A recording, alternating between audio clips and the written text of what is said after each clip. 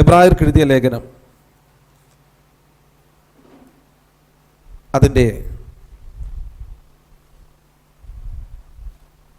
12-ാമത്തെ അധ്യായം 1, 2, 3 വേദവാക്യങ്ങൾ വേഗത്തിൽ നിന്ന് വായിക്കാം. എബ്രായർക്ക് എഴുതിയ ലേഖനം 12-ാം അധ്യായം 1, 2, 3 വായിച്ചാട്ട്.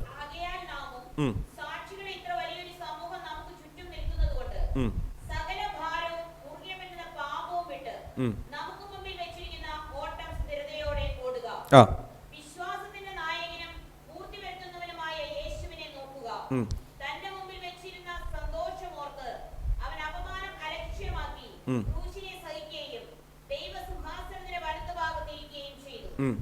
നിങ്ങളുടെ ഉള്ളിൽ ക്ഷീണിച്ചു മടുക്കാതിരിപ്പാൻ പാപികളാൽ തനിക്ക് നേരിട്ട ഇങ്ങനെയുള്ള വിരോധം സഹിച്ചവനെ ധ്യാനിച്ചുകൊള്ളു. ദൈവത്തിന് സ്തോത്രം. വളരെയേറെ സുപരിചിതമായ ഒരു വേദവാക്യമാണ്.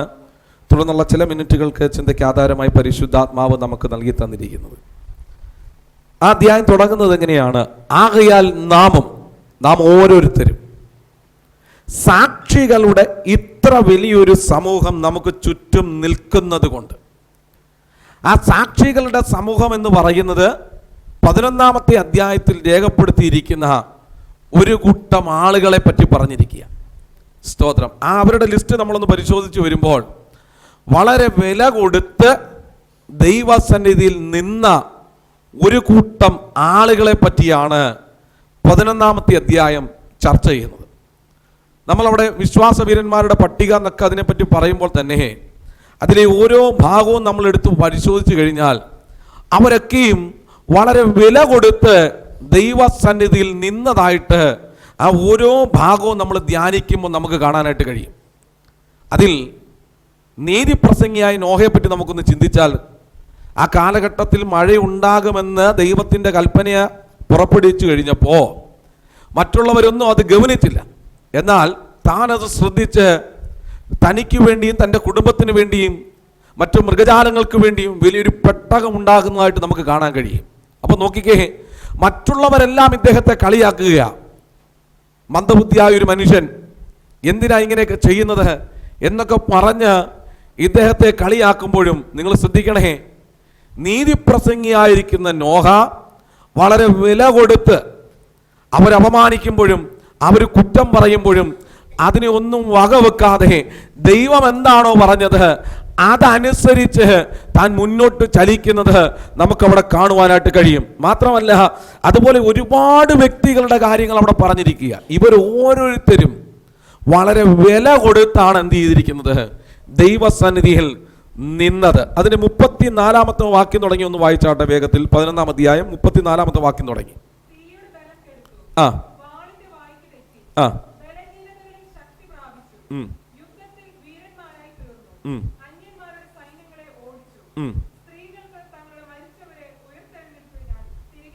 അടുത്തത്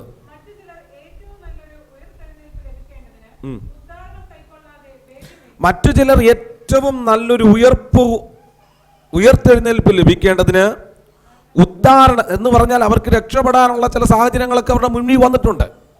യേശുവിനെ തള്ളിപ്പറഞ്ഞാൽ നിന്റെ ജീവനെ തരാം എന്ന് പറയുമ്പോഴും വേണ്ട, ഞങ്ങൾക്ക് ഞങ്ങളുടെ ജീവനേക്കാൾ വിലയാണ് യേശുവിനെ എന്ന് തിരിച്ചറിഞ്ഞ് ചിലരെന്ത് ചെയ്തു? തന്നെ താൻ മരിക്കാനായിട്ട് ഏൽപ്പിച്ചു കൊടുത്തു. എന്ന് പറഞ്ഞാൽ അവരുടെ മുൻപിലുള്ളത് എന്താണെന്നറിയാമോ? ഒരു നല്ല ഉയർപ്പ് അവർക്ക് ലഭിക്കേണ്ടതിന് വേണ്ടിയിട്ട് അവരങ്ങനെ ചെയ്തു. നോക്കിക്കേ, അവിടെയും വില കൊടുത്ത് ദൈവത്തിന് വേണ്ടി നിൽക്കുന്ന ആളുകളെ നമുക്ക് കാണാൻ കഴിയും. വേറെ ചിലരുടെ കാര്യം ഇവിടെ പറഞ്ഞിരിക്കുക. അവർ പരിഹാസമേറ്റു. വായിച്ചേ 36-ാമത്തെ വാക്യം.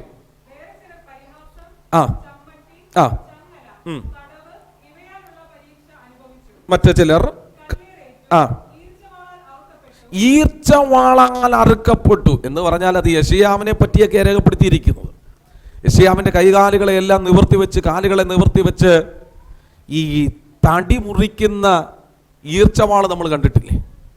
അതുകൊണ്ട് ഇവരെ നടുവേ പിളർന്ന സന്ദർഭങ്ങൾ പോലും അവരുടെ ജീവിതത്തിനകത്ത് കടന്നു വന്നു. മറ്റു ചിലർ പരീക്ഷിക്കപ്പെട്ടു, വാളാൽ കൊല്ലപ്പെട്ടു. ജടയാടുകളുടെയും കോലാടുകളുടെയും തോൽ ധരിച്ച് ബുദ്ധിമുട്ടും ഉപദ്രവവും കഷ്ടവും സഹിച്ചു. കാടുകളിലും മലകളിലും ഗുഹകളിലും ഭൂമിയുടെ പിളർപ്പുകളിലും ഉഴന്ന് വലഞ്ഞു. എന്ന് പറഞ്ഞാൽ ക്രിസ്ത്യാനിറ്റിക്ക് വേണ്ടി, ദൈവത്തിന് വേണ്ടി നിന്ന് കഴിഞ്ഞപ്പോൾ ഒരുപാട് പീഡനങ്ങൾ ഇവർക്കുണ്ടായി. സ്വന്തം വീട് വിട്ട് ഓടിപ്പോകേണ്ടുന്ന, പലായനം ചെയ്യേണ്ടുന്ന പല അനുഭവങ്ങളുണ്ടായി. സ്വന്തം മക്കളെ കണ്ണിന് മുമ്പിൽ വെച്ച് കൊല്ലുന്ന അനുഭവം, നേരിട്ട് കാണുന്ന അനുഭവങ്ങളുണ്ടായി. എന്ന് വേണ്ട ഒരുപാട് കൊടിയ പീഡനങ്ങൾ നമുക്കറിയാമല്ലോ. അനേകരെ ദൈവത്തിന് സ്തോത്രം മെഴുകുതിരിക്ക് പകരം നിർത്തി അവരെ തീ കൊളുത്തിയ, എന്ന് പറഞ്ഞാൽ റോഡിന് വെളിച്ചം കിട്ടാൻ വേണ്ടി ക്രിസ്ത്യാനികളെ തെരുവിൽ കൊണ്ടുവന്ന് നിർത്തിയിട്ട് പച്ചയ്ക്ക് അവരെ കത്തിച്ച അനുഭവങ്ങൾ ഉണ്ടായിട്ടുണ്ട്. കുതിരയെ കൊണ്ട് വെള്ളം കുടിപ്പിച്ച്, മനുഷ്യനെ വെള്ളം കുടിപ്പിച്ച് നിറച്ച് അവരുടെ വയറ്റിനകത്ത് കുതിരയെ കൊണ്ട് ചവിട്ടിപ്പിക്കുന്ന പല അനുഭവങ്ങളുണ്ടായി. ഇതൊക്കെയും ഉണ്ടായിട്ടും അവരാരും പിന്തിരിഞ്ഞു പോയില്ല. ദൈവത്തിന് സ്തോത്രം. എന്താ പിന്തിരിഞ്ഞു പോകാഞ്ഞത്? സ്തോത്രം. അവർ ദൈവത്തെ അത്രമാത്രം എന്ത് ചെയ്തു? സ്നേഹിച്ചു. ദൈവവചനത്തെ അത്രമാത്രം കൈക്കൊണ്ടു. അവരുടെ എല്ലാ അനുഭവങ്ങളെ മുന്നിൽ നിർത്തി എഴുതിയിട്ട് പൗലോസ് അപ്പോസ്തലൻ വിശുദ്ധ സഭയോട് പറയുകയാണ്, ആകയാൽ നമ്മൾ ഓരോരുത്തരും സാക്ഷികളുടെ ഇത്ര വലിയൊരു സമൂഹം നമുക്ക് ചുറ്റും നിൽക്കുന്നത് കൊണ്ട് സ്തോത്രം, നമ്മൾ എന്ത് ചെയ്യണം? സകല ഭാരവും വിട്ട് നമ്മൾ ഓടണം. മുറുകെ പറ്റുന്ന പാപവും വിട്ട് നമ്മുടെ മുമ്പിൽ വെച്ചിരിക്കുന്ന ഓട്ടം നമ്മൾ സ്ഥിരതയോടെ ഓടണം. ദൈവത്തിന് സ്തോത്രം. എങ്ങനെയെങ്കിലും ഓടിയാൽ നമുക്ക് ഈ ഓട്ടം തീർക്കാൻ കഴിയത്തില്ല പ്രിയപ്പെട്ടവരെ. എങ്ങനെയെങ്കിലും നമുക്ക് ജീവിച്ചാൽ നിത്യതയിൽ നമുക്കൊരു പ്രതിഫലം ഉണ്ടാകാൻ പോകുന്നില്ല. തിരുവചനം പറയുന്നു, നീ സുഖിച്ചും അല്ലെങ്കിൽ നീ എല്ലാ കാര്യത്തിനോട് ഈ പാപത്തോടൊക്കെ സമരസപ്പെട്ട് അതിനോടൊക്കെ കോംപ്രമൈസ് ചെയ്ത് നീ മുന്നോട്ട് പോകുമ്പോൾ ഒരു കാര്യം തിരിച്ചറിഞ്ഞോണം, വില കൊടുത്ത് നിന്ന അനേകര് സാക്ഷികളായിട്ട് നമ്മുടെ ചുറ്റും നിൽക്കുക. സ്തോത്രം. അവരത്രയും വില കൊടുത്ത് നിൽക്കുമ്പോൾ ഒരു വിലയും കൊടുക്കാതെ നമ്മൾ നിൽക്കുകയാണെങ്കിൽ ഇതുകൊണ്ടൊന്നും രക്ഷപ്പെടാമെന്ന് ആരും ധരിക്കരുത്. സ്തോത്രം. കഴിഞ്ഞ ദിവസം ഞാനിവിടെ വെള്ളിയാഴ്ചത്തെ ഉപവാസ പ്രാർത്ഥനയ്ക്ക് ഈ സഭയിലുള്ള ഒരാളുടെ കാര്യം പറഞ്ഞു. ഒരു വീടിനകത്ത് സ്വന്തം മകൻ ഇറങ്ങിപ്പോയൊരു ചരിത്രമാണ്. എന്താണെന്നറിയാമോ? സ്തോത്രം. ആ മകൻ്റെ മകൾക്ക് അല്ലെങ്കിൽ മകൻ്റെ കുഞ്ഞിന് 28 കെട്ടിന് എന്ത് ചെയ്യുക? 28 കെട്ട് അല്ലേ പേരൊക്കെ എഴുതുന്ന, അതിന് അവർ അറ്റൻഡ് ചെയ്യുന്നില്ല. അതിന് വലിയ പ്രശ്നമുണ്ടായി. അവർ വീട്ടിൽ നിന്ന് ഇറങ്ങിപ്പോയി. നിങ്ങൾക്ക് മനസ്സിലാകുന്നുണ്ടോ? വില കൊടുത്ത് നിൽക്കുന്ന ഒരു സമൂഹം ഇതിനകത്ത് നടുവിലുണ്ട്. ദൈവത്തിന് സ്തോത്രം. ആഭരണം ഊരിയതിൻ്റെ പേരിൽ അല്ലെങ്കിൽ ദൈവത്തിന് വേണ്ടി എന്തെങ്കിലും ചെയ്തതിൻ്റെ പേരിൽ കളിയാക്കലേൽക്കുന്ന, വസ്തുവകൾ ലഭിക്കാതിരുന്ന അനേകർ നമുക്ക് ചുറ്റും നിൽപ്പുണ്ട്. ഇന്നും വീടിനകത്ത് കയറാൻ പറ്റാത്തവർ ഈ സഭയ്ക്കകത്തുണ്ട്. സ്തോത്രം. വീടിനകത്ത് ഇതൊക്കെ നമ്മൾ തിരിച്ചറിയണം. ഞാൻ പറഞ്ഞു വരുന്നത്, വില കൊടുത്ത് നിൽക്കുന്ന ഒരു സമൂഹം നമുക്ക് ചുറ്റുമുള്ളപ്പോൾ എന്തെങ്കിലും ഉടായിപ്പ് രീതിയിൽ കാണിച്ച് മുന്നോട്ട് പോയാൽ നാളെ ദൈവസന്നിധാനത്തിൽ ചെല്ലുമ്പോൾ അവർ പറയും, ദൈവമേ ഞങ്ങൾ ഇത്രയും നിനക്ക് വേണ്ടി ചെയ്തില്ലേ എന്ന് അവർ ചോദിക്കുമ്പോൾ നിന്റെ പ്രതിഫലം കുത്തനെ ഇടിഞ്ഞു പോകും. ഞാൻ പറഞ്ഞു വരുന്നത്, മനുഷ്യനെ പ്രസാദിപ്പിച്ചുകൊണ്ട് ഇനി അധികകാലം ഒന്നും നമുക്ക് മുന്നോട്ട് ചലിക്കാൻ പറ്റത്തില്ല. നീ ഒന്നിൽ ദൈവത്തെ പ്രസാദിപ്പിക്കണം, അല്ലെ മനുഷ്യനെ പ്രസാദിപ്പിക്കണം. ദൈവത്തിന് സ്തോത്രം. മനുഷ്യനെ പ്രസാദിപ്പിച്ചാൽ ഈ ലോകത്ത് ചിലപ്പോൾ ചിലതൊക്കെ കിട്ടും. വസ്തുവകയും വീടും ചിലപ്പോൾ വീട്ടിലൊക്കെ കയറാൻ പറ്റും. പെന്തക്കോസിലൊന്നും പോകാതെ ആഭരണം ഇട്ട് അല്ലെങ്കിൽ ദൈവത്തെ ആരാധിക്കാതെ യേശുവിനെ വേണ്ടെന്ന് പറഞ്ഞ് തിരിച്ചു ചെന്ന് കഴിഞ്ഞാൽ വീട് കിട്ടും, കാറ് കിട്ടും, വേണ്ടുന്ന സൗകര്യങ്ങളൊക്കെ കിട്ടും. പക്ഷേ നിന്റെ നിത്യജീവൻ നഷ്ടമായി പോകും. പൗലോസ് പറയാണ്, സാക്ഷികളുടെ വലിയൊരു സമൂഹം നമുക്ക് ചുറ്റും നിൽപ്പുണ്ട്. ഇത് മറന്നു പോകരുത്. ഇന്ന് ഈ ബൈബിളൊക്കെ എടുത്ത് നമ്മൾ ഇത്ര സ്വാതന്ത്ര്യത്തോടു കൂടെ ഈ കേരളത്തിനകത്ത് നടക്കുമ്പോൾ, ഈ കോഴിക്കോട് ജില്ലയ്ക്കകത്ത് നടക്കുമ്പോൾ, പ്രിയപ്പെട്ടവർ, ഒരു കാലത്ത് അടിയേറ്റ് വിശപ്പോടെയൊക്കെ അനേകർ ഈ പട്ടണത്തിനകത്ത് വന്നും ഈ ദേശത്തിനകത്ത് വന്നും സുവിശേഷം അറിയിച്ചതാ. അവരന്ന് അനുഭവിച്ച വ്യതകളുടെ മാനസിക പ്രയാസങ്ങളുടെ പരിണിത ഫലമാണ് ഇന്നത്തെ ഇവിടുത്തെ ഓരോ ദൈവമക്കളും എന്നുള്ള കാര്യം മറന്നു പോകരുത്. ദൈവത്തിന് സ്തോത്രം.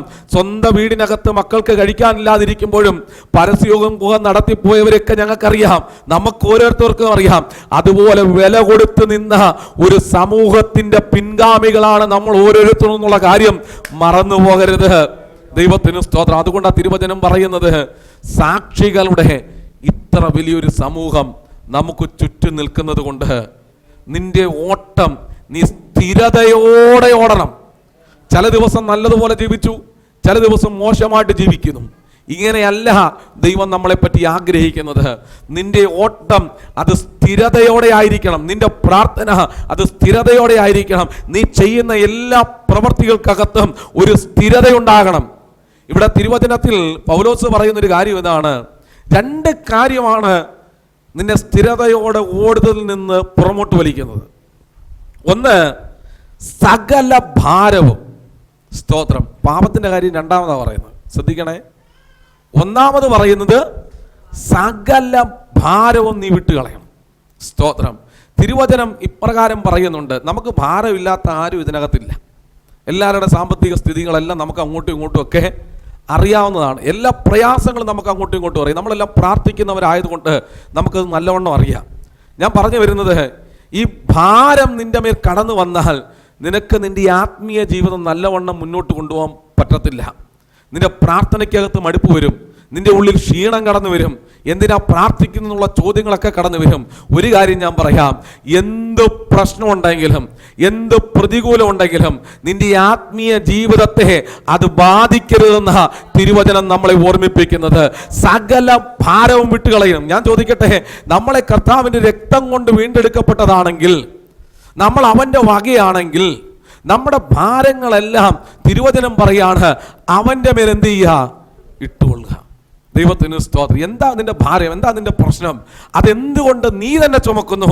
നീ എന്തുകൊണ്ട് അത് ദൈവത്തിന്റെ കരത്തിലേക്ക് അത് ഏൽപ്പിക്കുന്നില്ല?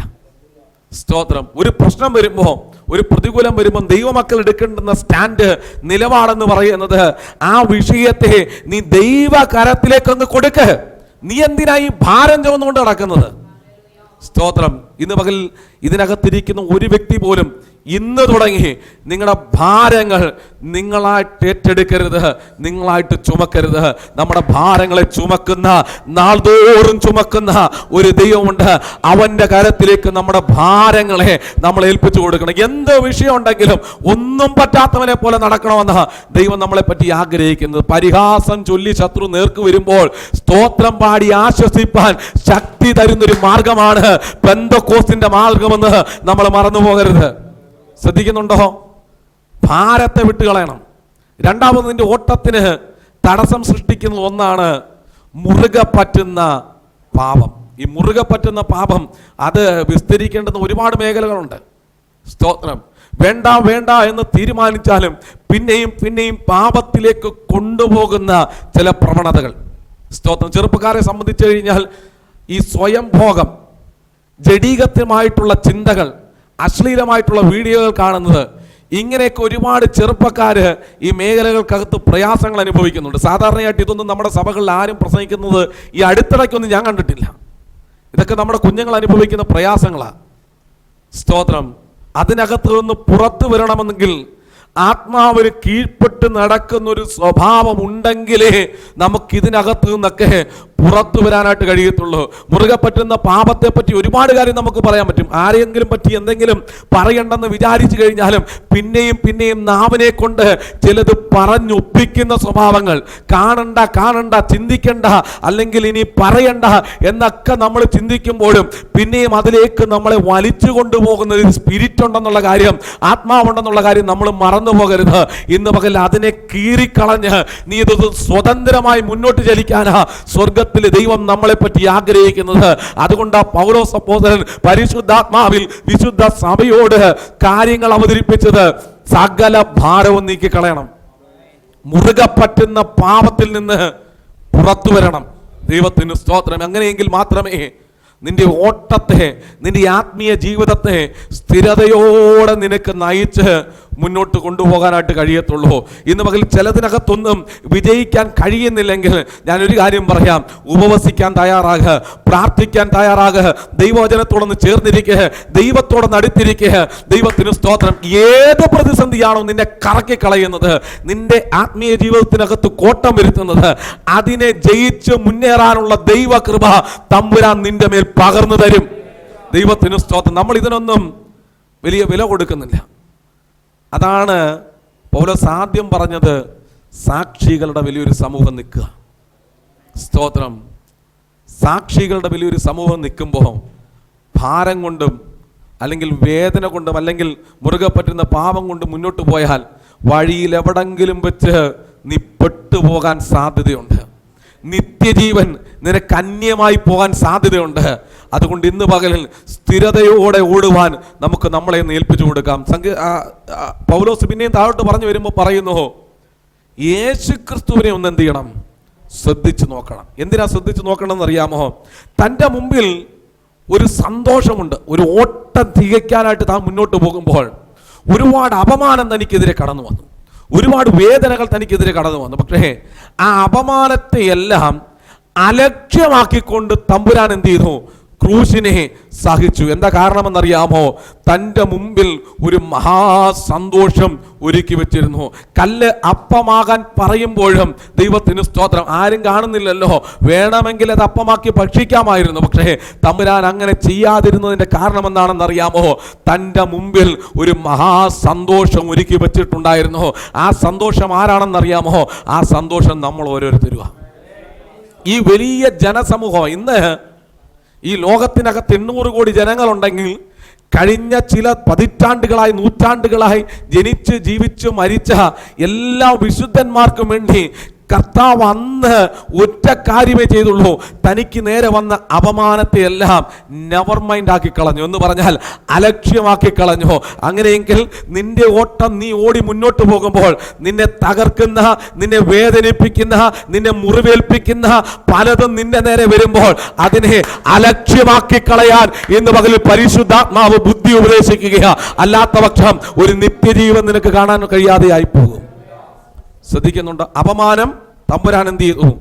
അലക്ഷ്യമാക്കി ക്രൂശിനെ സഹിക്കുകയും ദൈവസിംഹാസനത്തിന്റെ വലതുഭാഗത്തിരിക്കുകയും ചെയ്തു. അതുകൊണ്ട് നിങ്ങളുടെ ഉള്ളിൽ ക്ഷീണിച്ച് മടുക്കാതിരിപ്പാൻ പാപികളാൽ തനിക്ക് നേരിട്ട ഇങ്ങനെയുള്ള വിരോധം സഹിച്ചവനെ ധ്യാനിച്ചു കൊള്ളുവീൻ. ദൈവത്തിന് സ്തോത്രം. എന്താ മനസ്സിലായോ? ക്ഷീണിച്ച് മടുക്കാതിരിക്കണമെങ്കിൽ പാപികളാൽ കർത്താവ് നേരിട്ട ഒരുപാട് പ്രയാസങ്ങളുണ്ട്. അത് അതിജീവിച്ച കർത്താവിനെ നിന്റെ ഹൃദയത്തിനകത്ത് ഒന്ന് ധ്യാനിച്ചാൽ മതി. പാപത്തിലേക്ക് നിന്നെ വലിക്കുമ്പോൾ ഹൃദയത്തിനകത്ത് കർത്താവ് തെളിഞ്ഞു വരണം, ദൈവത്തിൻ്റെ വചനം തെളിഞ്ഞു വരണം. ഭാരങ്ങൾ നിന്നെ അലട്ടുമ്പോൾ ദൈവവചനം നിന്റെ ഉള്ളിനകത്ത് ക്രിയ ചെയ്യണം. ദൈവത്തിന് സ്തോത്രം. ഒരു പ്രയാസം കടന്നു വരുമ്പോൾ അപ്പോൾ തന്നെ പറഞ്ഞോണം, സ്വർഗത്തിൽ എനിക്ക് വലിയ പ്രതിഫലമുണ്ട്. അപമാനം കടന്നു വരുമ്പോൾ പറയണം. മത്തായി സുവിശേഷം 5-ാം അധ്യായം 11-12 വേദവാക്യങ്ങൾ നമ്മൾ കാണുന്നില്ലേ? അവിടെ ഇങ്ങനെയല്ലേ പറഞ്ഞിരിക്കുന്നത്? എൻ്റെ നാമനിമിത്തം നിങ്ങളെ ഉപദ്രവിക്കുകയും പഴിക്കുകയും ദുഷിക്കുകയും ഒക്കെ ചെയ്യുമ്പോഴും നിങ്ങൾ ഭാഗ്യവാന്മാർ. എന്തുകൊണ്ടെന്നാൽ സ്വർഗത്തിൽ നിങ്ങൾക്കുള്ള പ്രതിഫലം വലുതാകൊണ്ട് സന്തോഷിച്ച് ഉല്ലസിക്കണം. നോക്കിക്കേ, പഴി വന്നാലും നിന്ന വന്നാലും ആരപമാനിച്ചാലും ദൈവമക്കൾ ഒന്നിൽ ആശ്രയിച്ചോണം. എന്തിനാണെന്നറിയാമോ? സ്വർഗത്തിൽ നിങ്ങൾക്കുള്ള പ്രതിഫലം വലുതായിരിക്കൊണ്ട് അതിനകത്ത് സന്തോഷിച്ചാനന്ദിക്കണം. ഇന്ന് പകൽ എന്താ നിന്റെ ഓട്ടം തെറ്റിക്കുന്നത്? എന്താ നിന്റെ വേഗത കുറച്ച് കളയുന്നത്? എന്താ നിന്റെ പ്രാഗൽഭ്യത്തെ കളയുന്നത്? മുറുകെ പറ്റുന്ന പാപമാണോ? നിന്റെ ഭാരമാണോ? ഇന്ന് പകൽ നിന്നെ ഒന്ന് ദൈവകരത്തിലേക്കൊന്ന് സമർപ്പിക്കേ. ദൈവത്തിന് സ്തോത്രം. നമ്മുടെ കണ്ണുകളൊക്കെ ദൈവസന്നിധിയിൽ അടയട്ടെ. സമയം മുന്നോട്ട് പോകുന്നുണ്ടായിരുന്നു. ഞാൻ എൻ്റെ വാക്കുകൾക്ക് ഇവിടെ വിരാമം കുറിക്കുക. എല്ലാ കണ്ണുകളും ദൈവസന്നിധിയിൽ അടച്ചാട്ടെ.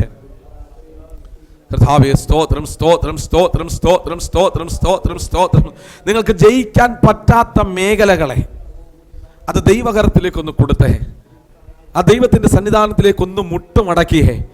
ഏത് പാപ സ്വഭാവമാ പിന്നെയും പിന്നെയും നിന്റെ ഓട്ടത്തെ തെറ്റിക്കുന്നത്, നിന്റെ പ്രാഗൽഭ്യത്തെ കുറച്ചു കളയുന്നത്? ഏത് ഭാരമാ നിന്നെ വേദനിപ്പിക്കുന്നത്? ഇന്ന് പകൽ ദൈവാത്മാവ് ബുദ്ധി ഉപദേശിക്കുക. മകനെ, മകളെ, ആ ദൈവസന്നിധാനത്തിനകത്തേക്ക് നീ ഒന്ന് മുട്ടുകുത്താൻ തയ്യാറാണെങ്കിൽ നിനക്ക് ജയിക്കാൻ പറ്റാത്ത മേഖലയ്ക്കകത്ത് നിന്നെ ജയിപ്പിക്കുവാൻ പരിശുദ്ധാത്മാവ് നിന്നോട് കൂടെയുണ്ട്. സ്തോത്രം, സ്തോത്രം, സ്തോത്രം, സ്തോത്രം. ജീവിതത്തിൽ പല വീഴ്ചകൾ വന്നിട്ടും ഒട്ടും നിഷേധിക്കാതെ, ജീവിതത്തിൽ പല വീഴ്ചകൾ വന്നിട്ടും ഒട്ടും നിഷേധിക്കാതെ, എന്നെ കേവലം സ്നേഹിച്ചു പാലിച്ചിടും തവ സ്നേഹമതിശയമേ, എന്നെ കേവലം സ്നേഹിച്ചു പാലിച്ചിടും തവ സ്നേഹമതിശയമേ, എന്തതിശയമേ ദൈവത്തിൻ സ്നേഹം. ഗലാത്യ ലേഖനത്തിൽ ഇപ്രകാരം പറയുന്നുണ്ട്, ആത്മാവ് കൊണ്ട് ആരംഭിച്ചിട്ട് ജഡം കൊണ്ട് അവസാനിപ്പിക്കരുത്. ഇന്ന് പകൽ വിശുദ്ധ സഭയെ ആത്മാവിൽ ആരംഭിച്ചിട്ട് ജഡം കൊണ്ട് അവസാനിപ്പിക്കുന്നതിലേക്കല്ല നമ്മൾ പോകേണ്ടത്. നമ്മൾ ജഡം കൊണ്ട് ആരംഭിച്ചു കാണും. ഒരു പ്രാവശ്യം ആത്മാവിന്റെ തലത്തിലേക്കൊന്ന് കയറി ആ ആത്മാവിൽ തന്നെ അവസാനിക്കുന്ന ഒരു നല്ല ഗുണം, നല്ലൊരു സ്വഭാവം, നല്ലൊരു ആത്മീയ ജീവിതം നമ്മുടെ മേൽ പകർന്നു തരുവാൻ ദൈവത്തിന് കഴിയും. ദൈവത്തിന് സ്തോത്രം. നിന്റെ കുറവശങ്ങൾ എന്ത് തന്നെയായാലും, നിനക്ക് ജയിക്കാൻ പറ്റാത്ത മേഖല ഏത് തന്നെയായാലും, അത് പ്രാർത്ഥനാ പായ്ക്കകത്ത് നീ മുട്ടുമടക്കി അത് കർത്താവിൻ്റെ കരത്തിലേക്കൊന്ന് കൊടുത്താൽ മതി. ഇന്ന് തുടങ്ങി നിന്റെ ഭാരം നീ ചുമക്കരുത്. നിന്റെ ഭാരം യഹോവയുടെ മേൽ ഇട്ടുകൊള്ളുക. എന്ത് വേദനയാണെങ്കിലും, എന്ത് ഭാരങ്ങളാണെങ്കിലും, എന്ത് പ്രശ്നങ്ങളാണെങ്കിലും അത് കർത്താവിൻ്റെ മേലിട്ടുകൊള്ളുക. ആ മുറുകെ പറ്റുന്ന പാപത്തിൽ നിന്ന് നമുക്കൊന്ന് പുറത്തു വരാം. എന്ത് പ്രശ്നത്തിന് നടുവിലും കർത്താവിനെ നമുക്ക് ഹൃദയത്തിനകത്തൊന്ന് ധ്യാനിക്കാം. ഒരു വിഷമം ഉണ്ടാകുമ്പോൾ, ഭാരമുണ്ടാകുമ്പോൾ അതിനെ അലക്ഷ്യമാക്കി കളയാൻ തമ്പുരാൻ നമുക്ക് കൃപ തരേണ്ടതിന് നമുക്ക് ദൈവസന്നിധാനത്തോടെ നടത്തിയല്ല.